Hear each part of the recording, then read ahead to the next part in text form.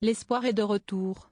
L'ambiance était à la fête hier lors de la convention démocrate. Une atmosphère de consécration pour Kamala Harris officiellement investie par le Parti démocrate pour défier Donald Trump le 5 novembre lors de l'élection présidentielle. Hier soir, à l'occasion de leurs interventions, Barack et Michelle Obama ont adoubé l'actuelle vice-présidente des États-Unis, reprenant même le slogan de la campagne de 2008 à son profit. Crédité d'une excellente dynamique depuis son entrée en campagne il y a moins d'un mois, Kamala Harris est désormais donnée en tête par plusieurs sondages. Si la convention démocrate peut avoir des allures de formalité, il s'agissait, pour Kamala Harris, de confirmer son élan et l'enthousiasme autour de sa campagne. L'occasion idéale pour se mettre en scène et fédérer son camp. Un moment d'amplification de la dynamique. Les conventions, chez les démocrates comme chez les républicains, sont avant tout un moment médiatique, affirme Laurie Kenton, maître de conférences en civilisation américaine à l'université de Versailles-Saint-Quentin. S'étalant sur 4 jours, la convention démocrate qui se tient à Chicago est le moment de communion par excellence.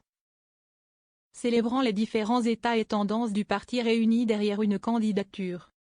La convention démocrate permet également d'accentuer l'excellente dynamique de Kamala Harris et la faire durer dans le temps, ce qui n'était pas gagné d'avance.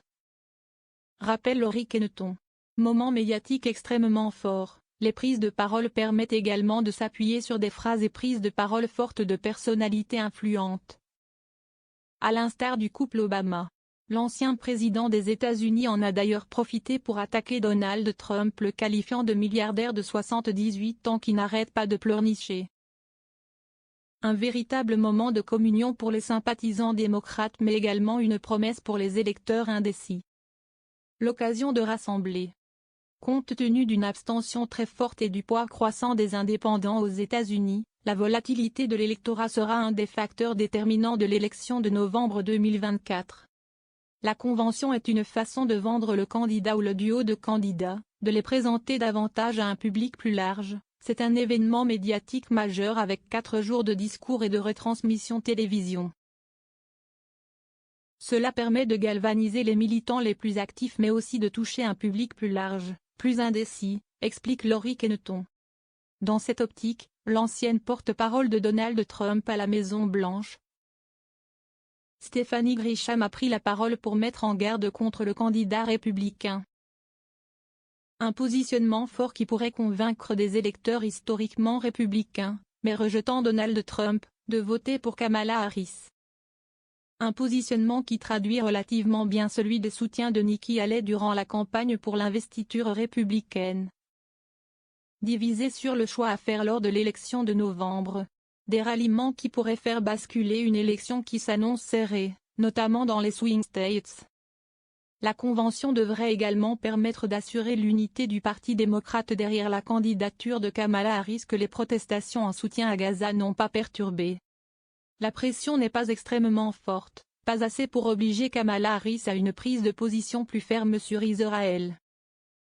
Par ailleurs, la gauche américaine émet quelques divergences mais c'est surtout pour faire entendre toutes les sensibilités, analyse Laurie Kenton. Il y a un risque à présenter un programme très détaillé très tôt. En revanche, la candidate démocrate n'a pas encore présenté de programme détaillé. Un élément qui peut sembler étonnant mais qui colle finalement au caractère de l'élection, que le personnel politique américain qualifie de référendum sur la démocratie. Il y a un risque à présenter un programme très détaillé très tôt car on ne connaît pas la composition du Congrès et d'autre part cela peut se retourner contre la candidate. Hillary Clinton avait été critiquée à cause d'un programme trop long, extrêmement précis, rappelle Laurie Kenton.